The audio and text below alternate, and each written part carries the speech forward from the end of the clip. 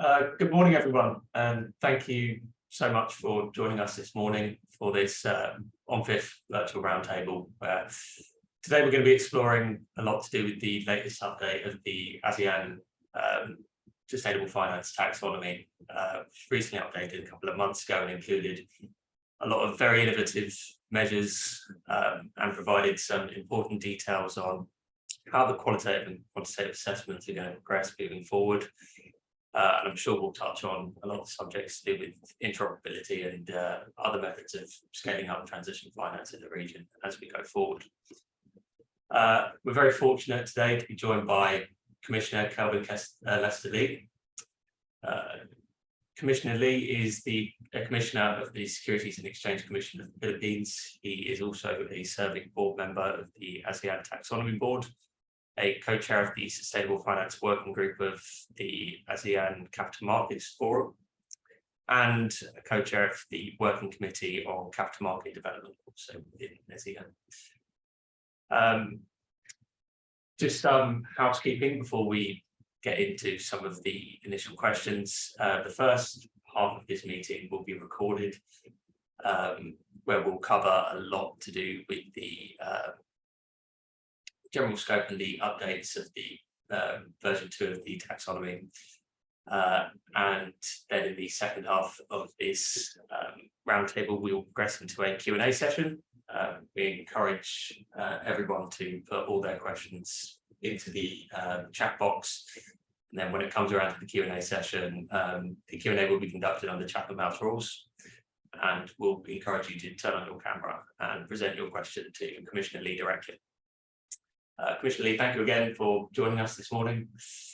I'd like to start off by providing some broader context around the state of sustainable finance in the ASEAN region and in particular in the Philippines.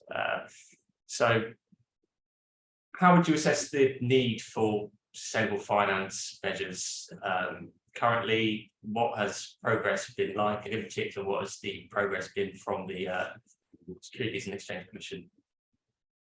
Okay, thanks for the question, Edward. Before I touch on that, I hope you don't mind. I'll just say hi to everyone, and good afternoon. It's afternoon here in the Philippines. I apologize if I will be seemingly a little loquacious in a few moments. No, this is a topic that I deal with almost every day, so there's a lot running through my head. Edward won't tell you, but a few moments ago before I stepped in, I had to ask him which panel this was for, because that's how many panels and how many meetings and discussions and speeches I have on this particular topic. So that says a lot about the interest of sustainable finance, not within just the Philippines, but within ASEAN, no? And even worldwide. I've been invited to speak recently in Europe. I'm going to London next 2 weeks from now to also speak on that topic. So that says something about the interest in this particular space. Now, to focus on the ASEAN side, sustainable finance, well, obviously it's imperative, no? In fact, we're at that stage, I think, where once upon a time, the issue with sustainable finance was about supply of sustainable finance, meaning is there enough sustainable finance initiatives and projects to be given? Now, it's not about that now. It's about the speed of deploying sustainable finance now, I would think, no, in my experience. So and more so in ASEAN. ASEAN has some of the bigger, without naming names of countries, so as I won't annoy my fellow my other regulators, but without naming names, some of the biggest coal emitting plants are in some of the countries that are situated here in ASEAN, and in fact that's a major issue now. No, the phase out of coal, which is touched upon, by the way, by the ASEAN Taxonomy version 2. And bottom line, sustainable finance is one of the measures, which includes transition finance, in my opinion, to try and move that forward. No, and the numbers seem to bear this out. No, the figures that I've been seeing consistently in relation to interest in sustainable finance is very large. No, I think as of May 2023, the total amount of GSS bonds, for instance, that have been issued within ASEAN. Sorry, GSS. I'm presuming a certain level of subject matter knowledge here. No, GSS green social sustainability bonds have been issued roughly around 45 billion USD already here within ASEAN, no, in the last year or so. And of that amount, roughly 9 billion USD is from the Philippines, which makes up about 20%. So this indicates to us that there is growth, there is interest, And I look forward to the future in relation to sustainable finance. I know that for some of our European friends who are here, those numbers may seem a drop in the bucket, but you have to remember that these are numbers that are coming from almost zero just a few years ago. So look at it from that context, and you will realize that the growth in this field has been substantial. No, very, very substantial, very, very amazing. Sorry, I'll back to you, no, Edward, before I keep going on and on, please. Yeah, no, of course, and I can indeed verify your numbers. They are correct. Approximately 43 billion has been issued in Asean, and 9 billion of that attributed to the Philippines. It's grown in, very quickly in a very short amount of time. So, as alluded to, there has been rapid progress in the region, and in particular, there are measures supplementary to a taxonomy which have already been implemented in the Philippines. For example, I can refer to disclosure requirements for public listed companies. There's also guidelines for sustainable investment funds, very similar in composition to ones we're seeing in the proposed in the US and in the European Union. So with that in mind, and the progress which has been made by individual member states of ASEAN, what role is the ASEAN taxonomy in particular trying to play in order to progress this field further? Sorry, so what role is the ASEAN taxonomy trying to play in moving the whole thing forward? The board is very cognizant of all the different places that the different jurisdictions are starting from. No, so obviously, for instance, Indonesia or the Philippines would not be in the same starting point as someone like Singapore. No, Thailand would not be in the same starting point. Cambodia obviously would not be anywhere near the starting point of Singapore or even the Philippines for that matter.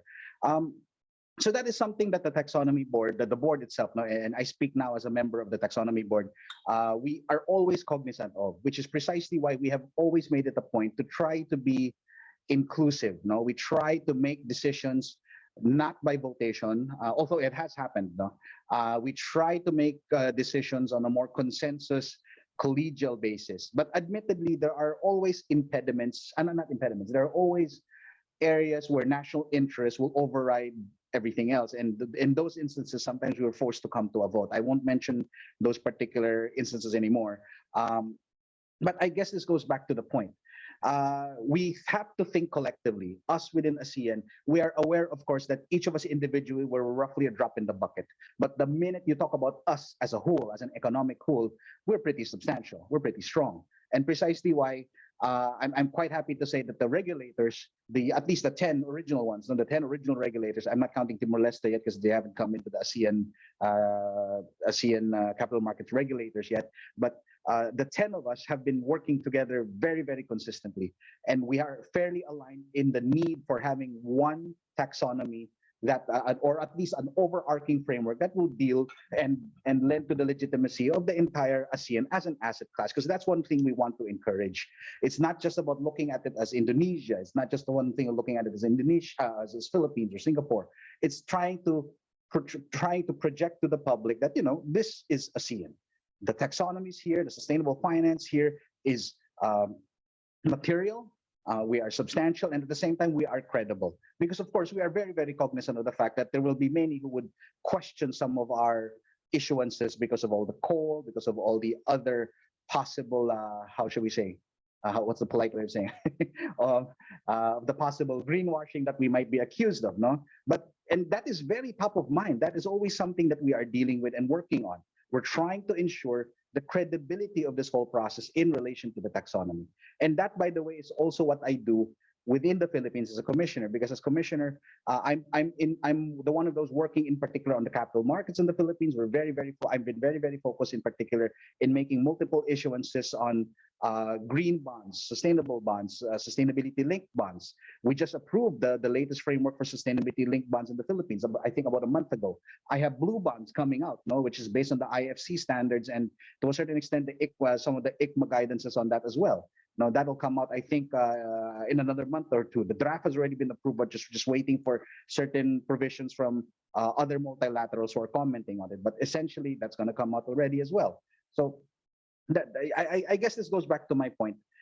We are all cognizant of the need that there has to be a lot of work in this space to move finance forward, the sustainable finance forward, to move sustainability forward as a whole.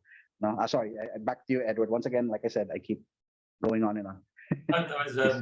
It actually perfectly introduces a key aspect of the taxonomy, and you alluded to the differing starting points that all the member states find themselves in, and in particular, we've got these. It's an incredibly diverse block of countries, and one of the distinguishing features of the first draft of the taxonomy issued 2 years ago was its multi-tiered design concept and the foundation framework with qualitative criteria and the plus standard, which incorporates another layer to the categorizations. I was wondering if you'd like to speak on that multi-tiered design concept, and in particular sort of how it relates to the taxonomy of the group's principles. Over to you. Yeah, sure. Sure, Edward. Well, basically, the Asean taxonomy was designed as a multi-tiered framework. No, it's supposed to build on common principles as a foundation, and then the other tiers, the subsequent tiers, is supposed to contain more, more layered definitions, no, and perhaps criteria to cater to the different states of readiness of these different AMSs. AMS ASEAN member states. Sorry. So on that point, there are two aspects to the Asean taxonomy as currently worded. There's, as Edward mentioned, the foundation framework. The foundation framework, in effect, is like the basic one. It talks about the environmental objectives, the essential criteria, the EO or the ECs, and these are supposed to guide ASEAN member states. I keep going back to terminologies now. These are supposed to guide ASEAN member states in how you classify the different economic activities and whether or not it'll be considered green, amber, or red. No, it's really supposed to be sector agnostic. It's qualitative, so to speak. So it's more principles based. So bottom line, if there's anything you take away from this discussion, the foundation framework is more principles based. Once you start talking about the plus standard, so that's the second tier of it. Now it's more threshold based. It's a more threshold based screening criteria. It has more focus in enabling sectors. So it employs activity level. Activity level TSC, not activity level screening criteria. Not the technical screening criteria. So for all of those that are covered in these plus standards, it's intended to be divided essentially. You fall at the different threshold, different tiers at a single point in time. So this goes back to my point about different starting points of entities across ASEAN. In case I'm not explaining it well, I apologize. In fairness, the taxonomy version 2 is available publicly, so please be sure to check it out. I can have staff send you as well copies. But bottom line, it's foundation framework plus standards. Foundation framework focuses on the principles, the principle-based approach, and then the plus standards is the one that goes into the more specifics. And in fact, it has more of the technical screening criteria, and it is in fact where most of the debates on the board happen.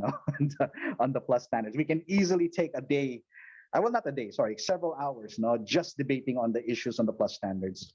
So I hope that kind of makes sense. Yeah, of course. You alluded to the technical screening criteria of the plus standard. Now, this is in version 2. We've seen the first technical screening criteria for one of the 6 sectors that the taxonomy identifies. And most likely the most significant given the regional context for the energy and carbon capture sectors. Now, obviously, in designing the technical criteria, screening criteria, there's lots of different reference points that can be used to make, and there's considerations for related to data, international frameworks. Are you able to speak on the references used in developing the technical screening criteria, the energy sector, what well, Edward, on a more broad-based, well, more broad, a more broad discussion on that. Well, some of the principles that were used before in setting those tiers, those different criteria, you talk about the existing environmental indicators, the existing framework. You look at the specifics of the infrastructure sector. You look at the environmental, social, economic externalities, and the setting of technical screening criteria has to consider, however, and this is the important part, you have to consider whether or not using those TSCs, those technical screening criteria, could possibly lead to stranded assets, or lock-ins, which is very possible. And in fact, is I think one of the major issues that we have in relation to coal plants. It might lead to stranded assets. There's also, you have to also consider the possibility it would result in inconsistent incentives. Now, by the way, incentives is incentivization when it comes to these things is also a very heated topic here in the Philippines. It has been brought up to me multiple times that there should be more incentives in relation to this. I keep reminding them that I'm a mere commissioner. I am not a president or a secretary or a minister or anything like that. I cannot give tax incentives nor fiscal incentives. That seems to be the general consensus from issuers in the Philippines. I cannot speak for other countries, but that seems to be my experience here. Anyway, of course, you have to check whether or not that particular technical screening criteria would have any adverse effect on the financial markets as a whole. I guess the whole point. Maybe a good example would be, once again, the coal power phase out. I keep bringing that up because I was part of very, very, very extensive and very heated debates on that topic in January and February of this year, to the extent that I had to try and get several other countries to sit down and we'll talk, separately from the main meeting. Some of the specifications now, without really getting into it, some of the specifications I remember we debated upon and we had rolled out would be in relation to the 1.5, the coal phase out by 2040, to be considered as tier 1 green. The environmental objective and the screening criteria in relation to that included requirements that coal plants built after December 31 would no longer qualify. December 31, 2022. What else? You had to cap the coal plants at 35 years, their commercial operation date. And then there was I remember we adjusted a little bit to the ETM, the Energy Transition Mechanism, into the JET-P. We would allow entities that are going through that particular program, that particular transition program, to also be considered as green, so long as they meet the very, very specific criteria provided for in that particular plus standard. So there's things like that. You go through these technical criteria. Some of them are very, very specific, and some of them have very, very high thresholds to be green. And there's a purpose for that. There's a reason for that, because we want, as I mentioned, we want this to be credible. We want this to be something that is acceptable to the general public. In particular, because it carries the Asean brand. Anyway, once again, I'll stop because I keep just going on and on otherwise. But you perfectly come on to another key addition to this edition of the taxonomy, the coal phase out. And it obviously presents it's a well thought of mechanism for in particular trying to unlock private finance to facilitate the transition element. And I've heard the second edition of the taxonomy referred to as the transition taxonomy through this element. I wouldn't use that term. I wouldn't use that term, but I get what you're trying to say. Yeah, I get what you're trying to say. It kind of goes there, but I wouldn't use that officially. Anyway, sorry.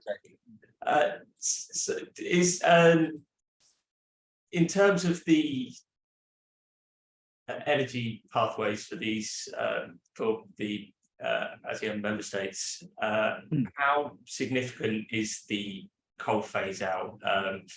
And very. In particular, we've seen over the past year a number of these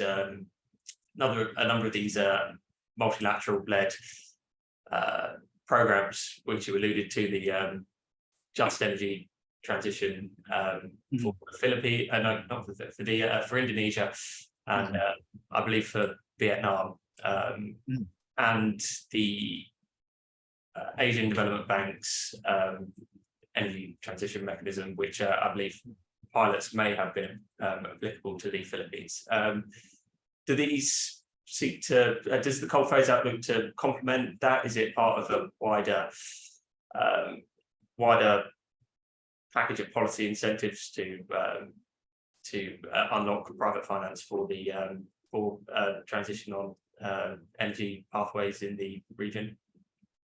Well, here's the thing.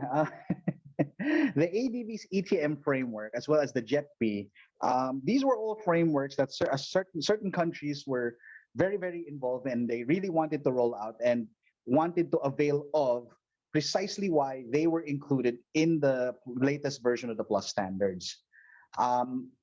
There were actually some movement in relation to before to not having it be included, because there was some discomfort at the time among the board members, without sharing too much, on the viability of these projects, of these mechanisms. Because at the time when we were having this discussion, there had yet been no official ETM programs, nor any official JETP programs that had been rolled out successfully. People will say that the very first ETM is in the Philippines. To a certain extent, that is true. That's the AC Energy example. Now, the AC Energy deal, ASEN, also known as the ASEN deal. That is brought about in public as a good example of private sector finance in relation to this space, roughly running along the lines of the ETM mechanism. However, take note that it did not use the ETM mechanism, because at the time, the ETM mechanism had not yet been rolled out formally. At the time when they were doing that deal, as I understand it, they were still in the middle of drafting the ETM framework. So, but the general idea of the framework had already been presented to the public. That's why, and I know the investment bankers who were working on it here in the Philippines, that AC Energy one.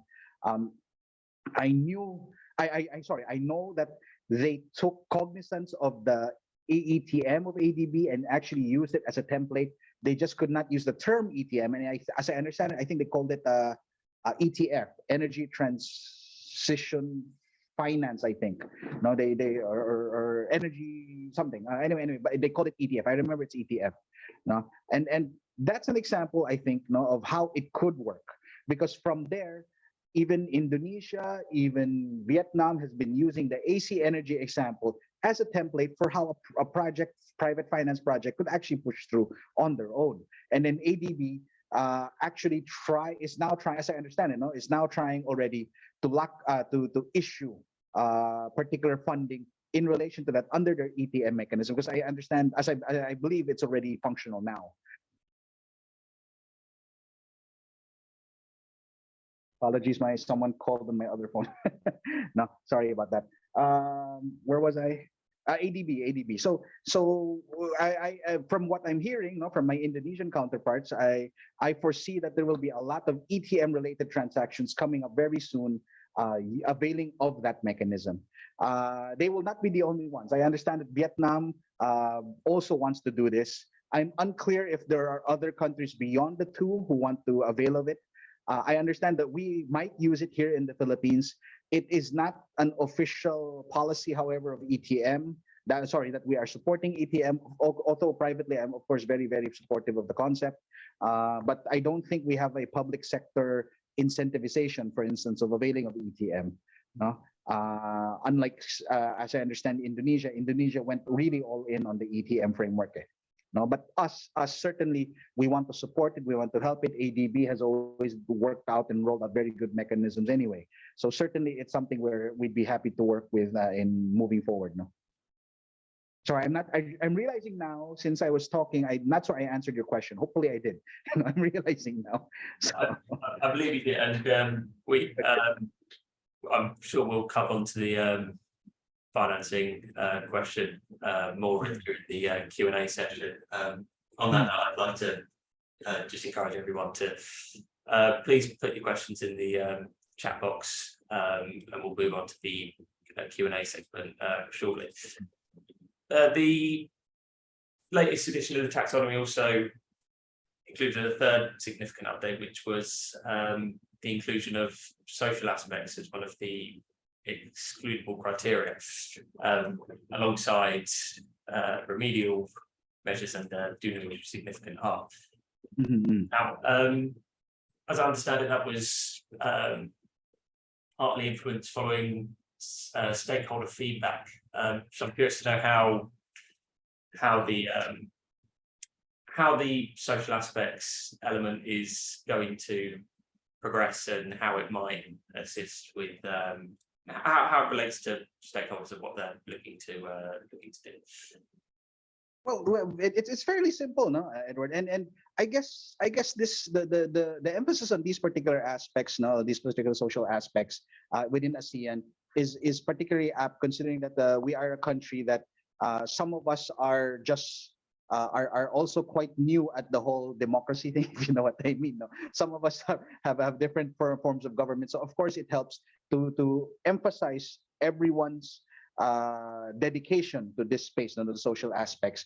So sorry, to contextualize everyone, the key social aspects that Edward was referring to in relation to the taxonomy would be number one, the protection and of course the promotion of human rights. Number two, the prevention of the prevention of forced labor, child labor, and of course the impact of those people that are living close to investments that might touch on these things. No? So those are the key aspects. So of course, the requirement now, since we already included this within the taxonomy framework, is that any entity that goes through that has their activity go through the assessment under both the foundation framework and the plus standard has to be recognized in the taxonomy. To be recognized under the taxonomy, they have to make sure that they're not violating or contravening these particular social aspects.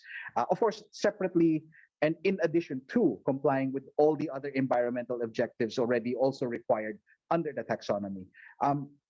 You have to make sure that the companies carrying out the activities and any of its subsidiaries also follow the legal social requirements that are provided for by these ASEAN member states, no, in which they are located. So and of course you take into consideration the particular local nuances as well, no, the particular local contextualities of these entities as well. So there is that aspect you have to consider. My experience so far, based on discussions on this particular aspect, on the social aspect, it is top of mind, no? In particular, the human rights side. We are particularly, what's the word for this? Cognizant, no, particularly sensitive to the human rights aspect of it, no, considering the histories of some of our countries. So this is very important to us, and there is a lot of emphasis as well on ensuring compliance of our companies to these standards within the taxonomy. Well, back to you. Sorry, once again, before I speak too much. Very well said. I do. Does the reporting element of this, the social aspects require perhaps greater alignment on sustainability disclosures for companies in other regions within ASEAN in order for the social criteria to be filled? Well, it is a key aspect. No, I can speak for the Philippines now. I can speak to the Philippines in relation to the disclosures on that. Now, I hesitate to speak for other countries. So to be clear, I'm sitting now as a commissioner. I'm explaining this as a commissioner. In the Philippines, we have something called MC4, series Memorandum Circular 4, series of 2019, which is the sustainability reporting requirement within the Philippines. Essentially, that's our sustainability reporting framework, where entities are supposed, publicly listed companies in particular, are supposed to disclose their key ESGs, EESGs, environmental, economics, social, and governance indicators, which include, of course, the social aspect that Edward was just talking about a few moments ago. Now, in particular, in the Philippines, the sustainability reporting requirement is actually currently on a comply or explain basis, so it's not entirely mandatory, but I was actually pushing that it become fully mandatory. Also, my understanding is next year when we roll out the new rules in relation to that, we will make certain aspects mandatory, certain aspects comply or explain. But one of the things that we're looking at in particular, one of the few things that we're looking at to be mandatory. One is with the GHG emissions requirements, the disclosure. So we're actually looking at the carbon disclosures as well, among other things. We're also looking at the possibility of mandatorily requiring some of the social aspects to also be mandatorily discussed. No, but that's premature to say. That's a discussion that we had maybe next year. Now, when we finally come up with these rules. So anyway, so there it is. I'm sure there are certain similar discussions and debates in other jurisdictions within ASEAN on this issue, on the disclosure requirements for them in relation to sustainability and the key social aspects of it as well. Thank you. Pardon me, I was on mute. I am conscious that we are approaching towards the end of our the first half of this roundtable. Just one final question before we turn to the Q&A relating to interoperability in particular. So within ASEAN, there are Indonesia, Malaysia, and Singapore have obviously commenced work and published national taxonomy frameworks. I understand in the Philippines, work is ongoing on a sustainable taxonomy. How do the national frameworks factor into the design considerations for the ASEAN taxonomy? How do we ensure that there's interoperability between those national frameworks and the regional? Well, I can speak as both a taxonomy board member and as someone who's part of the team drafting the sustainable taxonomy locally. I along with the different members of the financial sector forum, including our central bank, the Bangko Sentral ng Pilipinas, and ourselves, I'm actually part of the team that's working on the sustainable finance taxonomy locally. So on that aspect, I can tell you that locally, domestically, we are very cognizant of the ASEAN taxonomy. So we're making sure that our own sustainable finance taxonomy has to align and be interoperable with the national taxonomy, with the ASEAN taxonomy itself. So we've made that very clear. On the side, as when I sit as a board member of the ASEAN Taxonomy Board, we try to make sure and remind everyone, all our ASEAN member states, that this taxonomy has to be interoperable, because otherwise it will be absurd. No? One issue I have been facing whenever I take meetings on this or I'm on panels on this is the issue of fragmentation.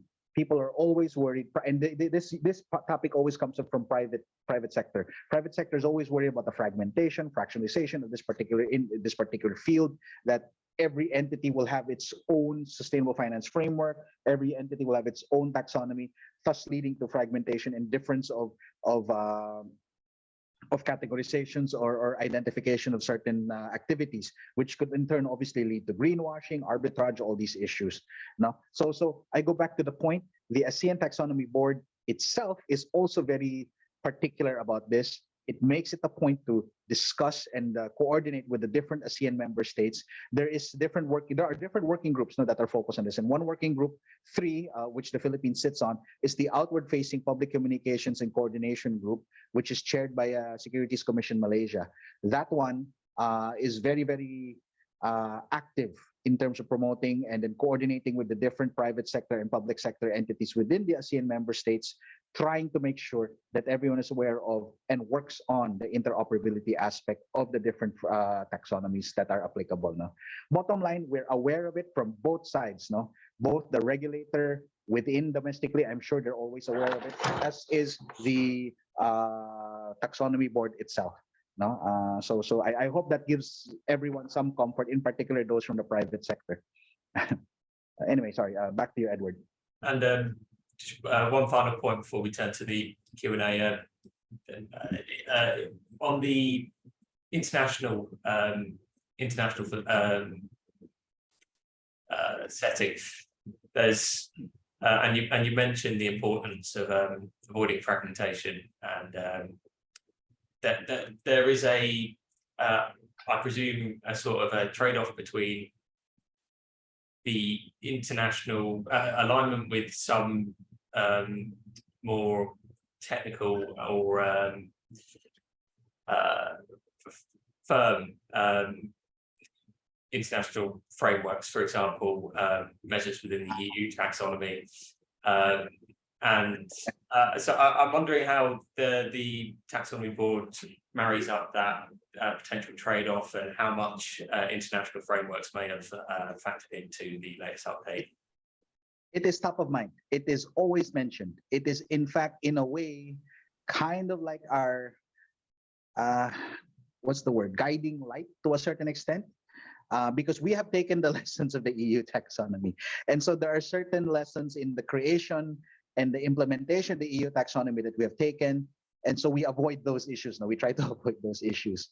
So there are certain aspects of it that we want to emulate, and we have taken to emulating and implementing within the Asean taxonomy. That being said, there are certain aspects of the EU taxonomy that we were not comfortable with, that seemed far too, what's the word, Western? Far too first world, there. I'm trying to find the better, far too first world, for instance, no? And as I understand it, the latest green bond principles issuances that just came out from the EU a few weeks back might suffer from the same issue, because as I understand it, in the attempt to try and avoid greenwashing, now it's very, very prohibitive and difficult to issue something that is tagged as a green bond within the EU. No, that's the feedback I'm getting now. And I guess this goes back to my point that we are aware. We take the experiences of other countries, especially the more advanced ones like the EU, as top of mind, as guiding lights to help guide us in determining what we want to do as well within the ASEAN and within our own local jurisdictions. And of course, we contextualize it, because obviously, this goes back to my point between the difference between different starting points. EU is much more advanced than we are. We obviously cannot take hook, line, and sinker the whole EU taxonomy and just absorb it and put it down here. No, that would never work. No, you would essentially crush the sustainable finance as a whole already within the Philippines and ASEAN. So we are aware of it. We take cognizance of it, and we try to make sure that everything is aligned to the extent possible, taking into consideration local context, local laws, ASEAN frameworks, ASEAN concepts. No? So I hope that kind of gives you an idea what we think about and what we deal with. Yes, no, of course, it does strike me that those, as you put it, Western, those potentially onerous things could be the enemy of progressing within this context and really encouraging sustainable finance.